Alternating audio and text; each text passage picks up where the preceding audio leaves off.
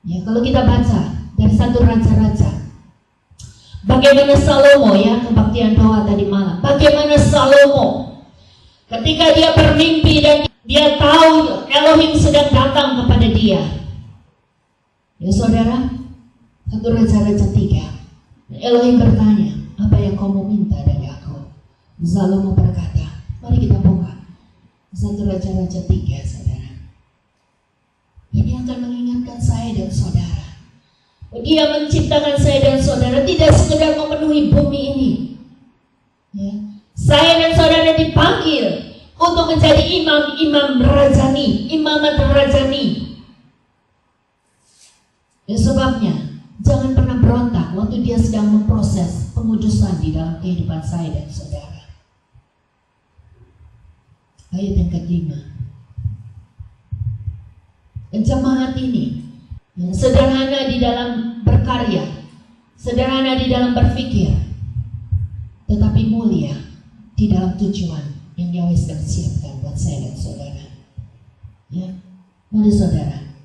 1 Raja-Raja 3 ayat 5. Yahweh menampakkan diri kepada Salomo di Gibeon dalam mimpi pada waktu malam dan berfirman Elohim, mintalah apa yang harus aku berikan kepadamu. Lalu Salomo berkata, engkaulah yang telah menunjukkan kasih setiamu yang besar kepada hambamu Daud ayahku.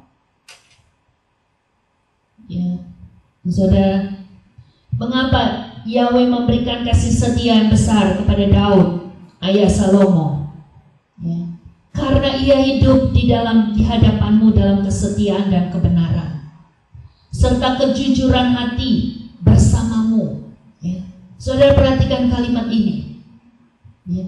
Ia hidup di hadapanmu dalam kesetiaan dan kebenaran serta kejujuran hati bersamamu. Bukan cuma setia, bukan cuma baik, bukan cuma jujur di hadapan manusia, tetapi di hadapan Yahweh, saudara, di hadapan Elohim.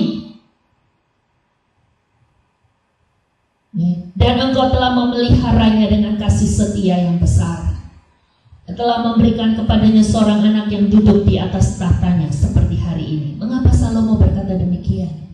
Salomo sampai di tahtanya itu, saudara, gak mudah. Dia telah mendahului segala perkara yang Adonia lakukan terhadap dia, saudara. Tapi kalau akhirnya Salomo mendapatkan janji yang Yahweh berikan melalui ayahnya Daud, itu perbuatan yang tidak mudah, saudara. Tapi Salomo melewatinya. Ayat ke-7. Maka sekarang ya Yahweh Elohimku, engkaulah yang mengangkat hambamu ini menjadi raja menggantikan Daud ayahku. Saudara perhatikan, kalau saudara baca 1 Raja-Raja yang dari awal sampai ayat 3 ini aja, saudara. Saudara akan ketahui bagaimana proses Salomo bisa sampai di tahtanya. Itu bukan hal yang mudah, saudara. Yahweh mengambil bagian untuk menggenapi rencananya di dalam kehidupan Salomo.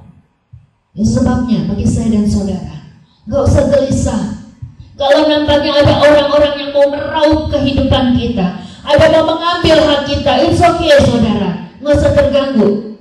Tenang-tenang aja, lakukan apa yang Yahweh percayakan di dalam kehidupan kita. Ayat 7. Maka sekarang ya Yahweh Elohimku, engkaulah yang mengangkat hambamu ini menjadi raja menggantikan Daud ayahku. Sekalipun aku sangat muda dan aku belum berpengalaman. Ini yang kita garis bawahi pada ibadah doa tadi malam. Muda, belum berpengalaman. Saudara, banyak orang muda sudah banyak pengalaman, atau orang yang sudah tua tapi tidak punya pengalaman. Ya, itu bukan masalah yang sulit buat Yahweh.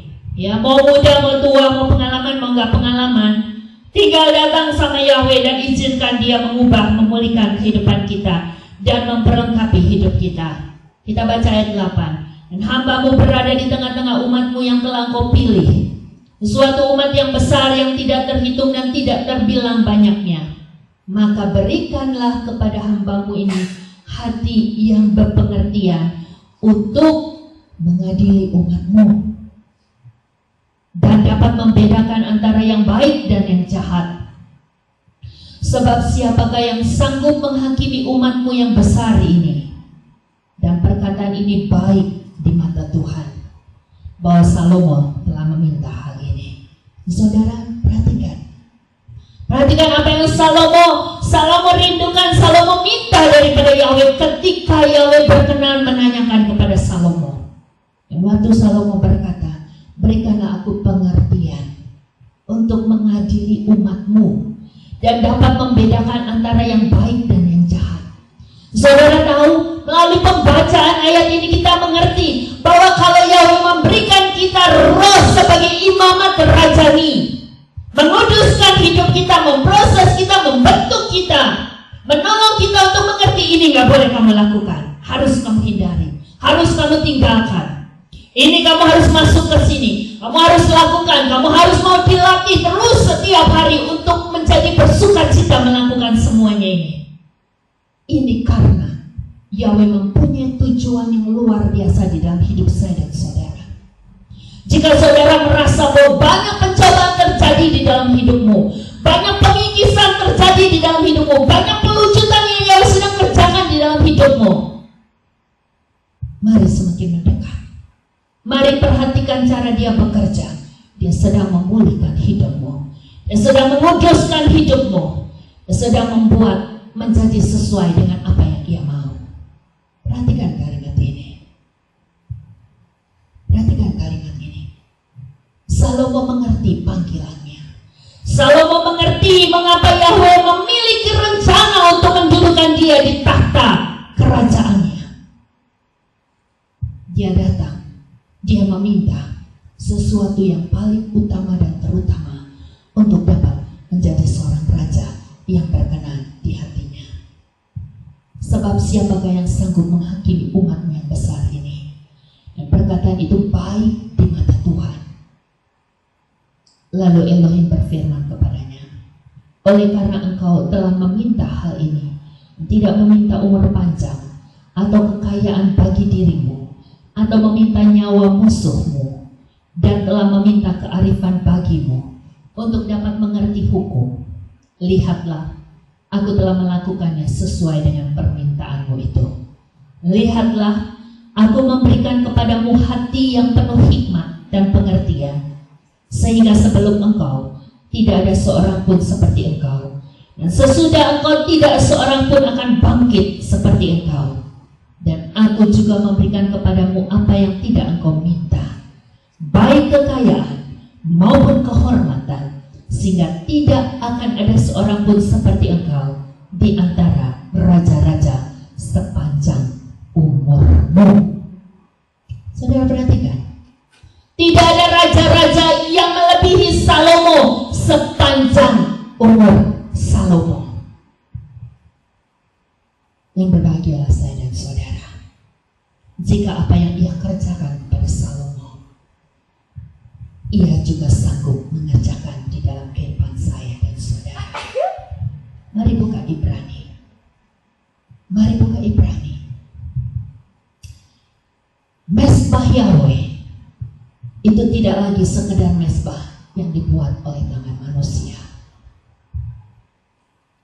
Bait Elohim, rumah yang megah yang kita peruntukkan bagi Elohim, itu gak salah saudara, itu baik sekali.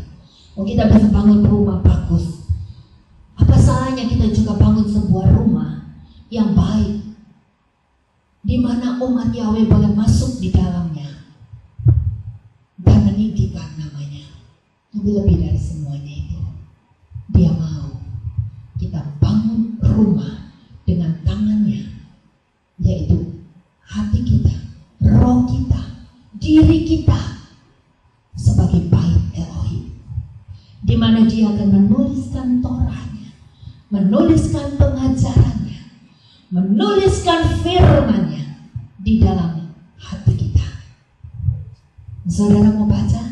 Mari buka Ibrani ayat yang ke-10, ayat yang ke-16. Saudara, buat saudara yang masih mengeluh-elukan ibadah sesuai perjanjian lama, mari baca dari Kejadian sampai Wahyu. Kita belajar bagaimana Yahweh memberi kepercayaan kepada Musa untuk membangun sebuah mezbah, mana semuanya disucikan oleh darah, dipercikkan oleh darah, dikuduskan oleh darah dengan minyak urapan. Ya, sekarang kita mau belajar bagaimana Yahweh telah membangun mezbahnya di dalam Dia menuliskan Torahnya, firman-Nya, perjanjiannya yang baru di dalam tiap hati kita. Ini berbicara tentang apa, saudara? Ini berbicara tidak ada yang dia cabut, saudara. Kalau dia menulis, hormati makanan tahir. Hormati makanan tahir. Makan makanan yang tahir. Dan jangan pernah melanggar memakan makanan yang tidak tahir. Itu karena dia taruh di dalam roh hati kita untuk kita lakukan. Ya, dan dia akan konfirmasikan melalui kebenaran firman-Nya. Ya, sebabnya saudara, kalau saudara seperti saya yang telah melelahkan diri dengan begitu banyak buku, cari rekomendasi, cari referensi untuk hal yang saya rindukan untuk saya lakukan, saudara cukup untuk kembali kepada firman-Nya. Terima pencurahan Roh Kudus, biarkan dia menuliskan segala perkara yang dia mau ajar di dalam kehidupan kita, di dalam roh hati kita. Dan dia akan konfirmasikan sesuai dengan firman-Nya. Saudara, mari baca Ibrani 10. Kita mulai dari ayat yang ke-13. Selebihnya, sambil menanti para musuhnya, sambil menanti sampai para musuhnya telah diletakkan sebagai tumpuan kakinya. Ini artinya sambil menunggu kedatangan Yesus yang kedua kali. Saudara, ayat 14. Sebab oleh satu persembahan dia telah menyempurnakan mereka yang dikuduskannya sampai selamanya. Yesus itu adalah imam besar saya dan saudara. Bukan imam-imam lain lagi yang harus masuk di dalam Roh Maha Kudus dan tiba-tiba dia mati kalau dia tidak jaga kekudusan hidupnya. Yesus imam yang Maha Kudus. Dia telah masuk satu kali untuk selama-lamanya untuk menjadi imam besar bagi saya dan saudara. Jadi ketika kita datang kepada imam besar itu, kita menyelesaikan semua dosa-dosa kita mohon pemulihan pengampunan dosa. Dia telah menjadi pendamai bagi saya dan Bapa di surga. Dialah imam besar kita. Dan dia akan berkarya di dalam kehidupan kita untuk menguduskan dan menyempurnakan hidup kita dari hari ke hari.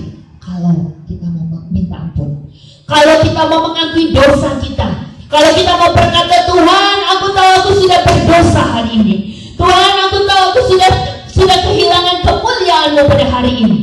Ampuni saya, kuduskan saya, pulihkan saya. Setiap hari kita harus minta dengan kerendahan hati kita, supaya imam besar itu berfungsi sesuai dengan apa yang dia mau.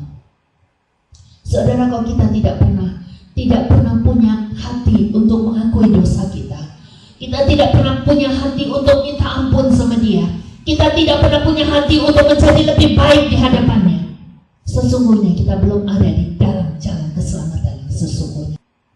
Ya, saudara, kita akan masuk dalam pengajarannya. Ayat 15. Dan Roh Kudus pun memberi kesaksian kepada kita, karena sesudah mengatakan sebelumnya, inilah perjanjian yang akan aku buat dengan mereka sesudah waktu itu. Yahweh berfirman, ketika memberikan Tauratku pada hati mereka, aku juga akan menuliskannya pada akal budi mereka. Dan aku sekali-kali tidak akan teringat lagi akan dosa-dosa mereka dan kedurhakaan mereka. Dan di mana ada pengampunan akan hal itu, maka tidak ada lagi kurban penghapusan dosa. Saudara, kita udah minta ampun. Kita udah bilang, Tuhan, ampuni aku. Ampuni aku Tuhan, bawa aku. Izinkan Roh Kudus menuntun hidupku dari hari demi hari menjadi lebih baik. Saudara, mungkin kita akan jatuh satu kali. Kita minta ampun, kita minta dia kuduskan. Dia menguduskan hidup kita. Jangan biarkan iblis mendakwa hidupmu. Hei, kau gak layak. Jangan coba-coba layani dia. Gak perlu lagi datang ke gereja, gak perlu lagi berdoa, gak perlu lagi bersaksi. Engkau telah kehilangan semuanya. Dengar baik-baik. Baca firman ini. Minta Roh Kudus memberikan kekuatan bagi saudara. Dia sanggup menjadi pendamai antara engkau dengan Bapa di surga yang adalah dirinya sendiri. Dia imam agung, imam maha besar. Imam yang telah mati mengorbankan dirinya satu kali untuk selamanya. Saudara tahu apa yang imam-imam lakukan? Imam-imam itu lakukan, dia harus bersekutu secara pribadi kepada Yahweh. Ya, lalu dia harus memberitakan firman. Dia harus menyatakan ini salah, ini nggak boleh. Ya, walaupun banyak orang akan berkata, kamu kerjanya menghakimi. Bukan kita yang menghakimi mereka, tetapi kebenaran firman yang kita sampaikan itu yang akan menghakimi mereka, sehingga mereka merasa tergedor, saudara. Mereka menolak, mereka tersinggung. Izinkan Roh Kudus tetap memakai hidup saya dan saudara untuk menjadi imam yang diutus oleh imam besar untuk menyatakan